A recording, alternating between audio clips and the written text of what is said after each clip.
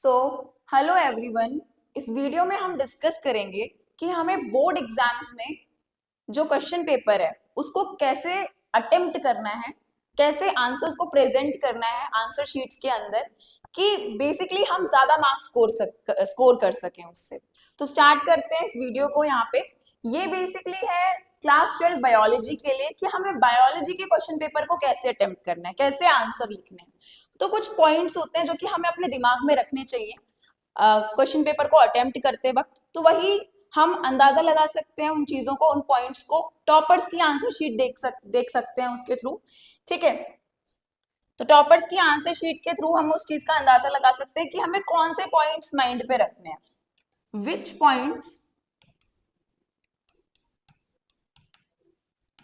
To be considered,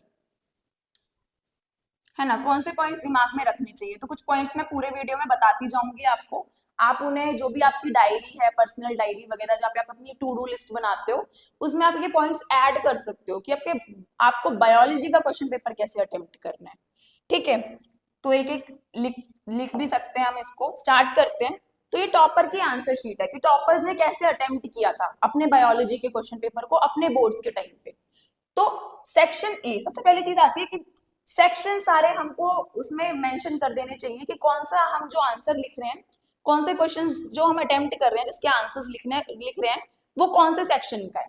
तो section A, हमें पता होता है कि जो इंस्ट्रक्शंस आते हैं क्वेश्चन पेपर में, सबसे पहले तो वो पढ़ लेने चाहिए, क्योंकि हम इतना जल्दी स्किप कर देते हैं उनको।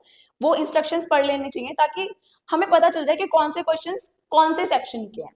अगर हम सेक्शन को वहां पे मेंशन कर देते हैं अपनी आंसर शीट के अंदर क्वेश्चन पेपर को अटेम्प्ट करते वक्त, तो बेसिकली होता क्या है, टीचर को पता चल जाता है कि सेक्शन ए है, तो सेक्शन ए 1 मार्क के आंसर्स का है। ठीक है, 1 मार्क मिलेंगे उसको। ठीक है, अगर सेक्शन बी है तो 2 मार्क्स का है। तो टीचर के लिए वो काफी कन्वीनियंट हो जाता है। तो सेक्शंस हमको वहां पे मेंशन कर देने चाहिए। तो पहला पॉइंट यही लिख सकते हैं कि सेक्शंस हमें जो है वो वहां पे मेंशन कर देने चाहिए। ठीक है, नेक्स्ट चीज इसने कैसे अटेम्प्ट किया है, देखो इसने आंसर नंबर सही लिखा है। ठीक है, कौन सा आंसर कौन से क्वेश्चन का है वो सही लिखा है। ऐसा नहीं है कि कर तो 11th नंबर रहे हैं और लिख हमने 12th लिख दिया। ठीक है, उतना चेंज नहीं कर देना है उसको। अगर वो चीज हम थोड़ा वहां पे गलती कर देते हैं कि कौन से क्वेश्चन नंबर को हम अटेम्प्ट कर रहे हैं, तो टीचर खुद कंफ्यूज हो जाता है। टीचर कोशिश करता है कि उसका वो marks they they. May be आपका आंसर भी ठीक हो, लेकिन आपने क्योंकि क्वेश्चन नंबर ठीक नहीं लिखा, ठीक है, तो आपके आंसर में वहां पे मार्क्स कट सकते हैं। क्योंकि टीचर का हमें मूड का नहीं पता, टीचर में भी फ्रस्ट्रेटेड हो उस टाइम पे, और हमने वहां पे आंसर नंबर ही गलत लिख दिया, गलत क्वेश्चन को अटेम्प्ट कर दिया। आंसर ठीक है हमारा, लेकिन हमने क्वेश्चन नंबर गलत लिख दिया, तो वहां पे मार्क्स कट सकते हैं। ठीक है, तो करेक्ट आंसर नंबर हमें लिखना है। फिर बेसिकली क्या होता है कि अगर एमसीक्यू है, इन केसेस ऑफ एमसीक्यूज, पता है बोर्ड एग्जाम्स में जो स्टार्टिंग में 10-20 तो एमसीक्यूज ही आते हैं। ठीक है, तो जो हम एमसीक्यूज अटेम्प्ट कर रहे हैं उसमें हमें क्वेश्चन नंबर ठीक लिखना है। ठीक है, साथ में कौन सा उसका आंसर है। मान लो फर्स्ट एमसीक्यू जो था ना, उसका बी आंसर है, तो पूरा लिखना है ऑप्शन बी, फिर उसका आंसर है वो पूरा लिखना है, उसको अटेम्प्ट करना है। ठीक है, तो वो इसने किया है, इसलिए इसको पूरे मार्क्स मिले हुए हैं यहाँ पे कि इसने क्वेश्चन नंबर भी ठीक लिखा, फिर जो एमसीक्यू का जो आंसर था वो भी इसने ऑप्शन भी सही लिखा, ए बी सी डी में से कौन सा है वो भी पूरा लिखा। ठीक है, ये सारा इसने अटेम्प्ट अच्छे से किया है। नेक्स्ट दूसरा जो है, अगर जैसे अब इसने कैसे अटेम्प्ट किया, जो दूसरा क्वेश्चन है, कि हम ऐसा कर सकते हैं कि हम पैराग्राफ लिखने के बजाय एग्जाम में जो आंसर शीट है, क्वेश्चन को जब अटेम्प्ट कर रहे हैं तो हम पैराग्राफ लिखने के बजाय उसको पॉइंट्स में लिखते हैं। ठीक है, इसने पॉइंट्स में लिखा है। पॉइंट्स में क्या होता है, टीचर के लिए वो काफी कन्वीनियंस हो जाता है और वो प्रेजेंटेशन भी अच्छी लगती है उस टाइम पे। तो पॉइंट्स लिखते हैं, सॉरी, कि बजाय उसको पैराग्राफ के फॉर्म में लिखने के हम उसको पॉइंट्स की फॉर्म में लिखते हैं। इसने पॉइंट्स अच्छे लिखे हैं, ये होना चाहिए, ज्यादा हम मार्क्स स्कोर कर सकते हैं कि बेसिकली उसको हम पैराग्राफ की फॉर्म में ना लिख के पॉइंट्स की फॉर्म में लिखना है, तो वो प्रेजेंटेशन भी अच्छी लगती है टीचर को, टीचर उसके मार्क्स भी पूरे दे देता है। ठीक है, इसने ऐसे लिखा है। साथ में अब इसने क्या किया है, यहाँ पे स्पेस बहुत अच्छे से छोड़ा है, राइटिंग इसकी बहुत अच्छी है। ठीक है, फिर जो इंपॉर्टेंट नेम्स है उसको इसने अंडरलाइन किया है, हाईलाइट किया है। तो ये भी आप पॉइंट लिख सकते हो कि अंडरलाइन और highlight the important facts, important names. जैसे कि कैनबिस सटाइवा है, ठीक है, ये नॉमेनक्लेचर का पार्ट है। नॉमेनक्लेचर का एक रूल होता है कि जब उसको शीट्स पे लिखते हैं तो उसको अंडरलाइन किया जाता है, अंडरलाइन नहीं करेंगे तो मार्क्स कट जाएंगे वहां पे, तो वो भी इसने पूरा अंडरलाइन किया है। ठीक है, तो ये कुछ छोटे छोटे पॉइंट्स है जो कि दिमाग में रखने चाहिए, तो ज्यादा अच्छी प्रेजेंटेशन होती है। ठीक है, साथ में इसने डेफिनेशन जो लिखी है फ्लॉक्स के बारे में, मान लो फ्लॉक पूछा है, व्हाट आर फ्लॉक्स, ऐसे क्वेश्चन पूछा है इसमें, तो इसने वो भी बहुत अच्छे से अटेम्प्ट किया। डेफिनेशन, इसने जो डेफिनेशन लिखी है वो सिर्फ कुछ लाइंस में कंप्लीट कर दिया, डेफिनेशन फ्यू लाइंस में कंप्लीट कर दिया इसने। ठीक है, जब भी डेफिनेशन पूछी जाती है तो हमको पूरी राम कहानी नहीं लिखनी, हमें सिर्फ 2-3 लाइनों में आंसर लिखना है। डेफिनेशन का मतलब होता है उस चीज को डिफाइन करो, तो वो कम से कम 1-2 सेंटेंस का होना चाहिए, पूरा पैराग्राफ वहां पे नहीं लिखना होता, मार्क्स कट हो सकते हैं। ठीक है, तो ये भी इसने अच्छा अटेम्प्ट किया है, इसको आप अपने दिमाग में रख सकते हो इन पॉइंट्स को अटेम्प्ट करते वक्त। ठीक है, फिर इसने दूसरा पॉइंट लिखा है, पॉइंट वाइज लिखा है आंसर को। फिर बात आती है कि एग्जाम में अगर कोई क्वेश्चन आ जाए जहां पे हमें डिफरेंशिएट करना है, तो डिफरेंशिएट कैसे करेंगे, टेबल, एक टेबुलर फॉर्म में करना है, तो टेबल बना सकते हैं वहां पे हम। ठीक है, तो टेबल के फॉर्म में हम आंसर को अटेम्प्ट कर सकते हैं, वो ज्यादा अच्छा इंप्रेशन डालेगा, जो भी एग्जामिनर चेक कर रहा है ना हमारा आंसर शीट, तो टेबल के फॉर्म में लिखेंगे, अच्छे से एक्सप्लेन करेंगे। ठीक है, जैसे इसने इंस्टीट्यू कंजर्वेशन एक्सीटू कंजर्वेशन के बीच में डिफरेंस बताया है, उसको डिपिक्ट करा है यहाँ पे, तो इसने पॉइंट्स बहुत अच्छे लिखे हैं। This is the approach of conservation, it is relatively cheaper method, ये कॉस्टली होता है, तो ये जो डिफरेंस है ये बिल्कुल प्रॉपर लिखने हैं। डिफरेंस में ऐसा नहीं है कि यहाँ पे भी सेम चीज लिख दी, यहाँ पे भी सेम चीज लिख दी, ऐसा नहीं है, दोनों बिल्कुल कॉन्ट्रास्ट होना चाहिए, अलग अलग होना चाहिए। ठीक है, तो डिफरेंस भी पूरा पॉइंट्स में लिखना है, टेबुलर फॉर्म में लिखना है, ताकि अच्छा अटेम्प्ट कर सके। फिर साथ में अगर एग्जाम्पल है तो एग्जाम्पल पूरे लिखने हैं, एग्जाम्पल में गलत नहीं लिखना है, एग्जाम्पल लर्न ही करने पड़ते हैं, एग्जाम्पल में कोई ऐसा नहीं है कि उसको समझ लिया तो याद हो गया, ऐसा नहीं होता। ठीक है, तो एग्जाम्पल हमें प्रॉपरली लर्न होनी चाहिए। एग्जाम्पल इसने बहुत अच्छे से लिखे हैं, नेशनल पार्क्स, ठीक है, wild life sanctuaries, biosphere reserve, तो ये सारी चीजें उसको लर्न थी, उसने अच्छे से पढ़ाई करी थी, इसलिए बहुत अच्छे से उसने यहाँ पे उस चीज को एक्सप्लेन कर दिया, अटेम्प्ट कर दिया, तो उसके मार्क्स भी उसे पूरे मिलते हैं। टीचर देखता है ना कि टेबल डिफरेंस में टीचर क्या देखता है कि टेबल बना रखी है, साथ में सही से पॉइंट्स लिख रखे हैं, वो मार्क्स दे देता है उसमें। ठीक है, नेक्स्ट पे आते हैं। अब इसने और क्या चीजें करी हैं कि जो भी क्वेश्चन पूछ रखा है, कि इसको पूछ रखा है क्वेश्चन में कि सिमिलैरिटी बताओ, तो उसमें पॉइंट वाइज इसने आंसर दिया है ABCD करके, तो पॉइंट वाइज हमें आंसर लिखना चाहिए, वो चीज है। स्पेस है, स्पेस छोड़ा है, राइटिंग अच्छी लिखी है इसने। ठीक है, कुछ इंपॉर्टेंट जो नेम्स है वो अच्छे से लिखे हैं, तो ये हम अपने एग्जाम में अटेम्प्ट करने की स्ट्रेटेजी में इसको अपना सकते हैं। देन बात आती है कि जहां पे डायग्राम बनाने हैं आंसर शीट में, क्वेश्चन पेपर को अटेम्प्ट करते वक्त जहां पे डायग्राम्स आ जाए, तो कम से कम एक जो पूरा पेज है ना वो तो सिर्फ डायग्राम में भर देना चाहिए, क्योंकि बेसिकली होता क्या है, डायग्राम अगर पूरा पेज यूज करना चाहिए, पूरा पेज यूज करेंगे तो डायग्राम अच्छा बनता है और मार्क्स भी बहुत अच्छे मिलते हैं। ठीक है, तो डायग्राम बहुत अच्छे से बनाने हैं, जैसे इसने इस पे बनाया है पैलिंड्रोमिक सीक्वेंस करके, ये मॉलिक्यूलर बेसिस का क्वेश्चन है, तो इसने बहुत अच्छे से बनाया कि पहले स्टिकी एंड होता है, लाइगेशन होता है, ये होता है रिकॉम्बिनेंट DNA बन जाते हैं। ठीक है, तो ये अच्छे से बनाया है, तो ये वाला डायग्राम हम बना सकते हैं और बहुत अच्छे से, सिर्फ पूरा एक पेज हमें यूज कर लेना चाहिए, ताकि डायग्राम एकदम खुला खुला बनाना है, एकदम अच्छे से समझ आना चाहिए एग्जामिनर को। अगर हम डायग्राम में ऐसे खिचपिच कर देते कि पहले बना रहे हैं फिर इरेजर से मिटा रहे हैं, बेसिकली होता क्या है कि हमारा एग्जाम का जो पेपर होता है, आंसर शीट होता है, उसमें पहले बना रहे हैं फिर उसको दोबारा मिटा रहे हैं, तो वो चीज दिखा देता है कि कितना हम कंफ्यूज हैं उस टाइम पे। उस टाइम पे कंफ्यूज बिल्कुल भी नहीं होना है, बिल्कुल जो डायग्राम मन में है, बस जो हमें लर्न है उसको सही से बना देना है। अगर ये डायग्राम उसे पूरा अच्छे से बनाया है उसने, तो उसको पूरे मार्क्स पूरे मिल जाएंगे। ठीक है, नेक्स्ट पे आते हैं। इसने डेफिनेशन अच्छी लिखी है, यहाँ पे भी इसने पॉइंट्स, अगर क्वेश्चन में आता है कि ना बेसिकली ऐसे आता है कि कभी कभी ना कोई डायग्राम पूछ लेते हैं और उसमें पूछ लेते हैं कि ABCD बताओ, व्हाट इज ABCD, ये बायोलॉजी का क्वेश्चन है कि डायग्राम आ जाता है एग्जाम में और ABCD बताओ, तो ऐसा नहीं है कि हम पहले लिख लो, पहले अच्छे से दिमाग में बिठा लो कि ए ये चीज है, ए में हमें ये लेबल करना है, बी में ये लेबल करना है, सी में ये लेबल करना है, ठीक है। अगर वो चीज हम ठीक से नहीं करेंगे तो हम कंफ्यूज हो जाते हैं, ए में कुछ हमें आंसर आता है लेकिन क्योंकि हमने ए बी सी डी ठीक से लेबल नहीं करा तो पूरा क्या होता है ना कि पूरा आंसर ही गलत हो जाता है वहां पे और फिर मार्क्स भी कट हो सकते हैं, जबकि हमें आंसर आता था, ठीक है। तो वो पूरा सही से लेबल करना है। तो यहाँ पे इसने लेबलिंग वाला काम बिल्कुल सही करा है कि ये चीज जो एस है वो ये है, ए ये है पूरा, ठीक है। तो ये पूरा अच्छे से एक्सप्लेन कर दिया है। देन ये जो भी आते हैं पॉइंट्स, आंसर नंबर सही लिखने हैं, साथ में उसके जो भी ऑप्शंस हैं वो सही लिखने हैं कि अगर ए में ये पूछा है तो इसका आंसर पूरा लिखो, फिर उसका 1 2 3 करके पूरा पॉइंट्स में लिखो। पॉइंट्स में आंसर लिखेंगे तो ज्यादा अच्छी प्रेजेंटेशन होती है, ठीक है।